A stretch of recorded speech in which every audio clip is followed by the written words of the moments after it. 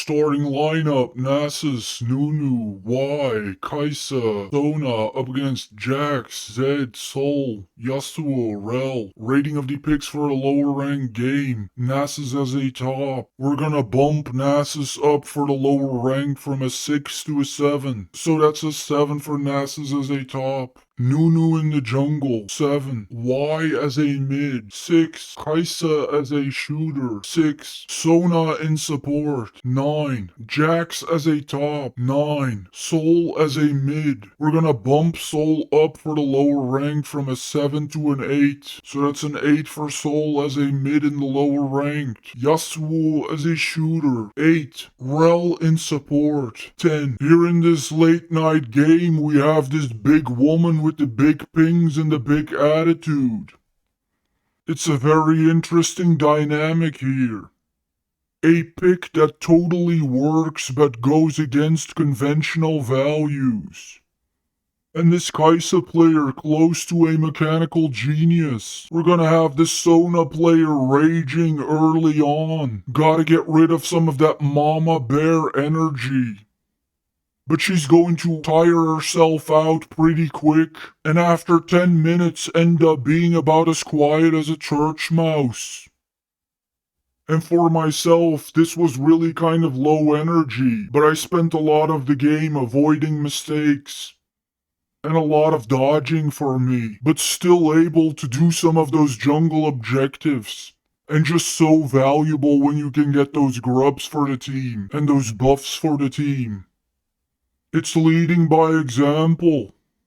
And not at all too long ago there was no episode. Because we were on tour. Which means we were out of town. It's a struggle, but if I try, I can end this segment without saying something racist or sexist.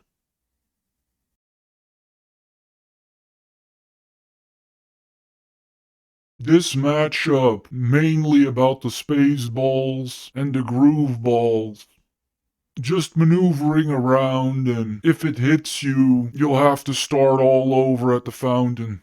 Just not a good way to win games getting hit by that thing. You have this Sona player, girl bossing up and down. Just girl bossing all around. And once you've been in a game with this player, you've done enough girl bossing for the rest of your life. This Kaisa player going to end up putting together a World Z build, very reminiscent of Jackie Love. So humble too. You have a lot of cooperation here for these Void Grubs, but just make sure that you don't leave your turret unguarded. Because since we came together as a team, we're not about hustling backwards. And this Rel player just navigating the difficulty of adjusting to a shooter that doesn't have a long range. And you're going to end up adjusting the whole game long and having a pretty rough time. And you have the snowball barrage from Nunu. The third spell more like a disco ball than a snowball. Great for harassment, poke, and crowd control. And just learning that fine balance between charging the snowball and just letting it go. Letting you use it for poke or disruption. It's not exactly subtle, but this ganking tool is all over the game. And this Nunu player using a whole bunch of tanking items with ability cooldown on it. And basically just collecting those ultimates. And I'm going to end up having to eat 3 of them. Which is hard to do on Zed. That first Nunu spell is the real secret to the clear of the jungle camps consume, especially a PvE ability. In teamfights, this really only helps with sustain. And you hope to outdo the enemy jungler like this. You don't have any flexibility and you have to stand and fight. But you stack up a whole bunch of gold. When any kind of target is low, the ability also deals true damage. And there's also a dark side to all of this. The amount of times that this ball is going to get stuck behind a tree or behind a hedge. And you can sense that frustration radiating from that player. This Nasus player is going to have a very simple role to fulfill, but in the end is going to struggle keeping up with the team. And it's so sad that you were able to go with a very traditional tank, but then ended up not reaping the benefits from it because of mispositioning. It's almost like something like that could cost you the game.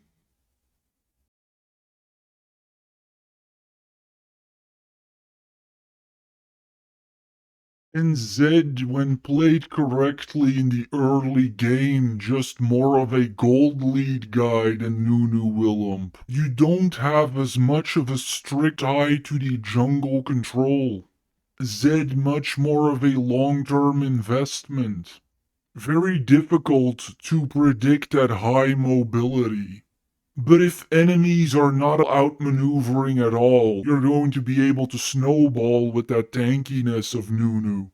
And as we go into the mid-game, Zed just much more directed at people and persons, hunting for squishy targets. And if you don't respect that or you don't know how to, you're not going to get everything out of him. Need to want to be controversial with those ADCs. And sometimes I should probably look up to clog the bottom lane a lot more. Nunu in the mid game, any kind of burst that they really have kind of falls off. And it's really for Nunu more about team fighting and objectives, such as the Drake, rather than individual kills. If this is not the outcome you have, then most likely somebody's playing their role wrong. And Rel a tank support just about as useful as anybody. All about crowd control, engage and disengage.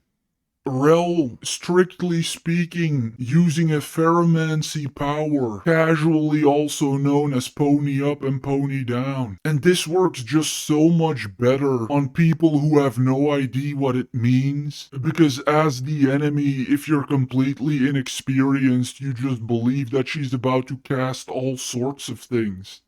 This unmounted form just turning her into a crowd control machine. And Crash Down typically used with ranged ADCs such as Kalista, but we're happy to see Yasuo here. It does take a bit of adjustment though. And this Yasuo player going to mouth off a bunch because I'm securing kills in the mid lane. You can't have that. Because it may end up making you look bad. And this ADC Maxima player, not looking for a daddy, but she needs a hug anyway. Going to get some tearsy weirsies down the line, but it's all okay. We got this. You got that extra beefiness from Yasuo. Just a quick tampon switch and we'll all be fine. This Y player really going to show off just how beyond the pale complicated Y is. And after all this time and all this mastery, going to struggle to keep up and use his abilities appropriately here. We were really lucky to have that advantage that you picked Y. It's a self-imposed difficulty.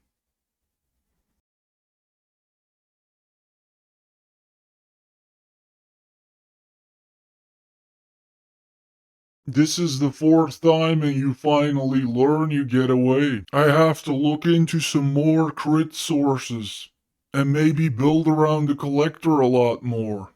And that same ability is going to end up looking a lot better. Such a beautiful side-by-side with Zed. I don't even know where I'm going to be myself. That's how unpredictable he is. As opposed to that Nunu and you can see it coming so far in advance. This French boy Jax, a lot of problems with authority when it comes to turrets, and it's something that nobody will give you any kind of backlash for, or any kind of reproach for. But making wild mistakes with turrets is in terms of gold balance so unforgiving. It's interesting how everybody always ends up getting mad at the same people.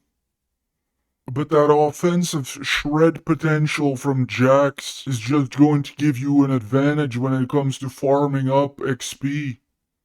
Devouring things constantly, such high attack speed and such high auto attack damage just makes it so much easier to lead everybody when it comes to level.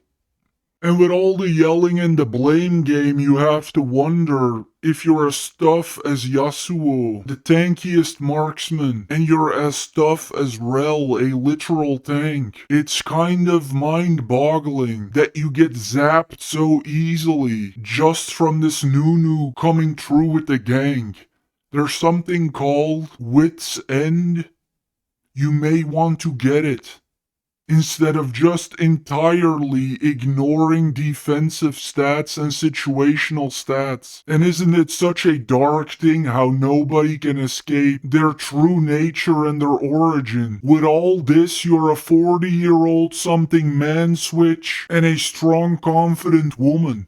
But you're playing video games at 3 a.m. in the middle of the night and you're still constantly pinging for the protection of a man. And Yasuo can really help himself. I don't personally enjoy this mindset of putting all the blame and the responsibility with the jungler. Very soon I will try to abandon the jungle spot so we can focus on some more lane PvP activity. I don't consider myself married to the jungle position, but when we're having a logical debate and we're making logical, reasonable arguments, how can it ever make sense to slot yourself in a lane and then accept that role, take on that lane responsibility, and then constantly telling everyone that it's the jungler's fault and that the jungler should have really been there? For instance, what if I would have been Evelynn? What if I would have been Sion? What if I would have been Amumu? It's just a nonsensical argument to say that it's all my fault and that you counted on my help all along. Because up until 16 minutes ago, you had no idea what that help could have possibly looked like. And yet you wanted to be in this position all along. The role and the impact that I have as Zed is very unique and very different from most junglers. How can you possibly truly deeply have counted on it when you didn't even know that it was going to be there? It's just not a logical argument. There's a bunch of activities that really harm the team, and a slothful mindset verging on sabotage, but everybody thinks that this is completely normal. At the same time, me going after a jungle creeper for a while, they'll want to lynch me for doing that. The blame game weighing on the team. You want to talk a bunch, but it's only doing harm. If you're not satisfied with your lane and your position, pick another one.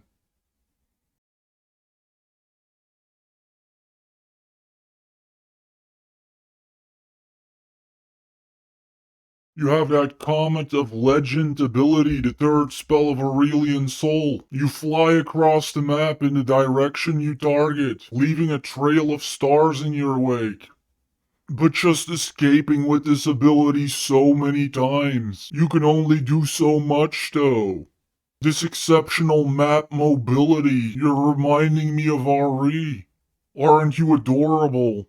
The diaper is finally full for this Maxima big woman player, and we're gonna take it a little bit easy on me. And just let me do what I like, which is precisely what I wanted to do anyway.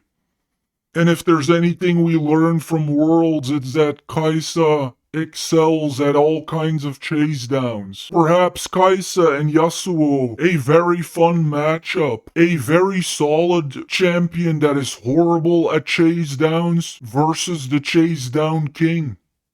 Nasus, a champ with a somewhat low ceiling, because his best scaling is just his health. If anyone's not going anywhere, it would be Nasus. But 20 minutes in, you can still surprise people with the raw potential of that AoE. And it just slows you down so much when you're caught up in it.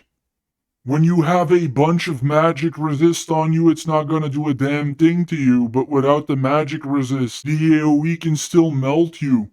Nunu doing a beautiful job of exhibiting everything that I described in terms of predictability and lack of mobility. It's a bit of a battle of the extremes. Hyper flexibility versus no flexibility. Hyper chase down versus no chase down. And by now we have an opportunity to see a pattern established. Time and time again, irresponsible behavior around turrets from this Jax player. You're gonna be very active, but you just struggle to give turrets their proper due and their proper respect. The biggest story of this game is this hyper-fragile Kai'Sa getting to a position where people fear her so much that everybody's afraid to go around her or to come near her. And this is the ultimate nightmare. You would never see players higher up play this way around ADCs. Why is that? Well, even if you go down in the attempt, you should always go and bruise the ADC if you're in that lane, because otherwise you're completely enabling the mind game to take place. And this is the most dangerous overall dynamic in a game, is when a Jinx or a Twitch or a Caitlyn can get the impression that she's just infinite because she has maxed out attack. And she has nearly no defense, but she doesn't need any defense anyway because she never ever gets tested. That way, only the maxed out attack comes into play.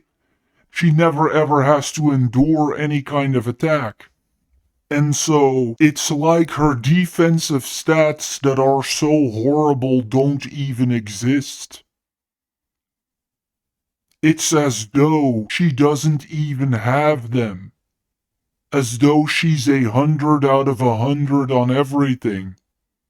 You have to bring that out in them. Really make them feel how fragile they are, that they didn't get Thornmail, that they didn't get Heartsteel. Make them eat that. There's two things you really don't want with an enemy ADC. You don't want a Kai'Sa to be able to convince themselves that they're immortal, and you especially don't want them to be able to convince other people that they're immortal. And it's really a social test more than anything, and in this case, there was a lot of maturity to handle this. But this would have been disastrous with very childish people, facing Nasus, Nunu, and Sona. All three of those can count in today's game as a tank. And whenever you face something like that, your total kills are going to come way down. Your KDA is probably going to look very shabby. And teams want to give up because their personal record looks bad. Because they have to deal with that huge enemy life pool the entire time. It's whittling down the psyche of your team. And in the first videos on this channel, I always made the argument that it is far more effective to do that kind of thing with a Sejuani or a Zac or a Nunu than it is to assassinate. We'll see how all of this pans out down the line.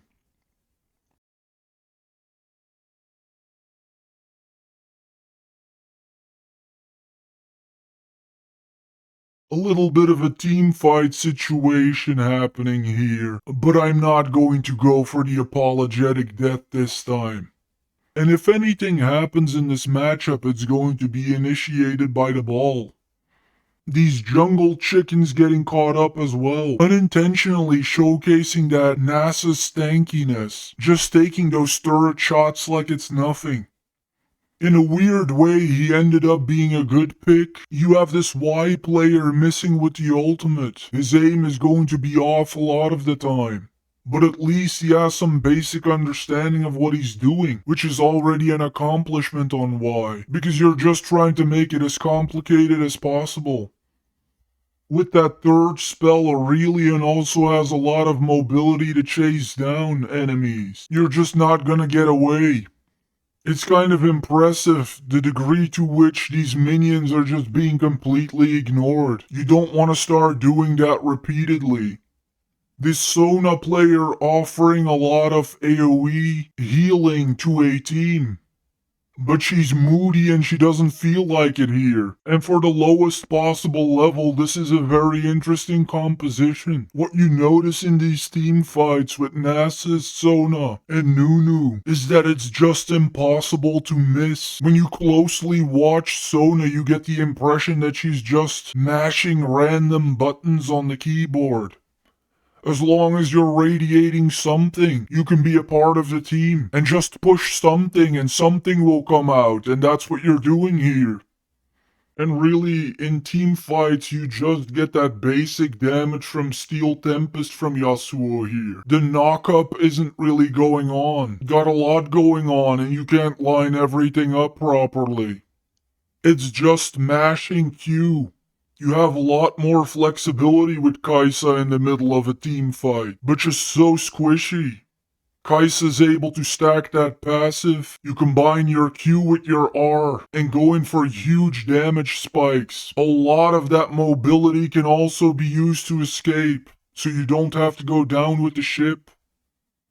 In most cases, when you have a lot of AoE going on in team fights, you're really gonna want to play the long range game with Kai'Sa. And that's really what you see throughout a lot of this. Just excellent range poke and ability to deal damage from a distance. Highly mobile with killer instinct. They say Yasuo requires great positioning and team coordination, but in reality, he's just such a menace and arguably, by default, the toughest guy in the entire game. There's many champs that can get a lot tankier than Yasuo, but there's not that many champs that are just innately as resilient as Yasuo, even if you go pure DPS with him. You have this Jax being really wildly appreciated, bringing over some tactical insights from the French military. Running into turrets is fine, says this guy. But pushing the lane into the enemy camp, not so much. Going to go WTF, WTF, WTF later on. And we have this poor Maxima woman at 3 a.m. crying out for daddy in the ping system, but just taking it out on my jungle monsters instead.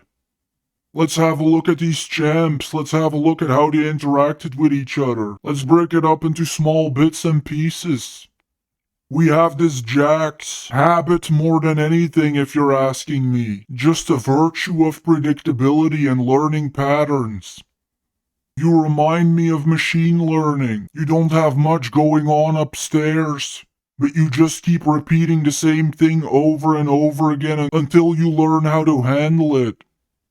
In the lore, Yasuo and Yone are brothers, but really Yasuo is much closer to Jax from a tactical gameplay standpoint. They're as similar to each other as it gets. So naturally tough, but just built all out offensively. And usually that's a very dumb thing to do on top laners, but Jax is just the exception to the rule. You started out very high character, but down the line you became the poopy pants man. And I believe you needed a bathroom break or something. Nobody really admires people when they dogpile on others. Just try to pick your own fights next time, sweetheart, instead of trying to weigh in on everything. We have myself. 18 minutes into the game, or such, I had massive jungle contributions, took all the early grubs, and didn't take a single death in the beginning. But I just have to figure out how to build Zed for the late game as well. Not enough sustain in what I was doing here. And just the eternal jungler story. Everybody always putting the responsibility of every failure on the jungler. It's gonna be interesting to mid and top soon. Got that Olaf level flexibility with Zed. Show me what you got, daddy. We definitely have to explore that. We have this Aurelian soul, Docteur Plaisir. Let's be fair and say you did make massive contributions. Unmistakably got a lot of ego in there, but hey, you're only human.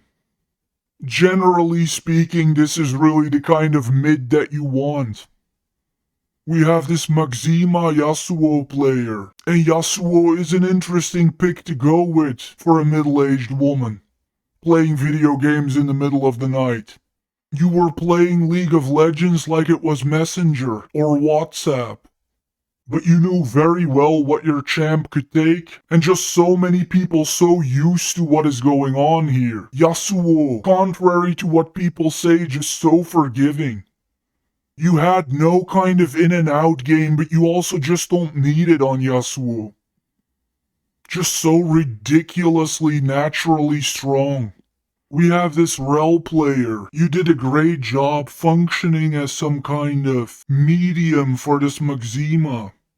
And so many good contributions when it comes to emotional support. It's really admirable to try to make a sacrifice for the team by playing Rel. Just always gives the enemy such a rough time because it takes 1,000,000 years to bring her down. And I'm sure that it's not easy to suddenly have to coordinate with somebody like Yasuo. Such mental fortitude. It's commendable. We have this West Coast Snoopy dog. What a man, what a leader. Nasus is one of the easiest champions in the game. He's up there with Warwick and Volibear. Just so flattering for KDA if you don't know what you're doing. Just manage your expectations and you'll be fine. We have this Nunu player. Really stand out, reminding everybody that you're special because of your name. It was admittedly an experience playing with this disco ball pusher. A lot of flare and a lot of flash. Just has to hurt to see that ball get stuck though. A lot of these people are really used to being at the level that they're at, which is the bottom of the barrel iron. And then there's me, and that just doesn't fit well at times. We have this Y player. It's refreshing to see a Y player who actually knows his spells. It's funny that we never shame Y players who have no experience because unless you've been doing it up to mastery 20 or 30, you just have no chance of utilizing this champ. Y is as complicated as anyone. You have this Kai'Sa player, probably the star of the game. And you're calling yourself a god already. You clearly know your stuff. It's interesting, I think I need some of those reflexes. We'll have to practice more. We have this Celine, French woman Sona player. You ran out of energy.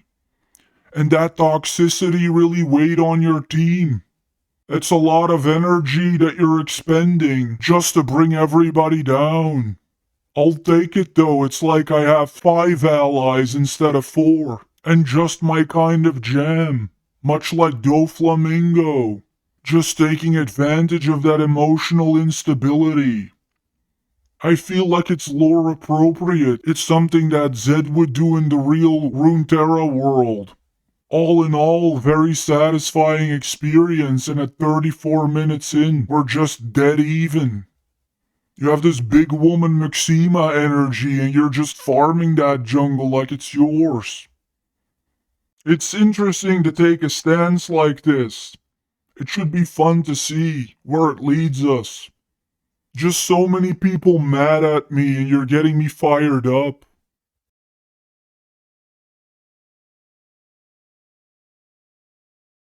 Taking a look at the scoreboard.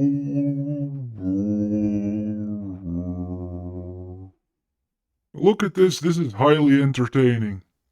We have here Rage Blade, Hourglass, Berserker Greaves, Kraken, Nashors, and Static Shiv. Feels very worldsy. This is truly very unusual to see a thing like this. It's very interesting how certain people are able to learn to adapt to a level of accuracy that just mystifies others. You have absolutely no room for error whatsoever here. Yeah, in the Kaisa Yasuo matchup, we see here snacking on my jungle for a bit. And you have that part where they wander off and they just do their own thing and they kind of catch up to the rest. You get here a bit of this defensive kill spike near the end, but just so impressive that with not at all a financial advantage, for some reason Kaisa was able to stay up here and keep up here.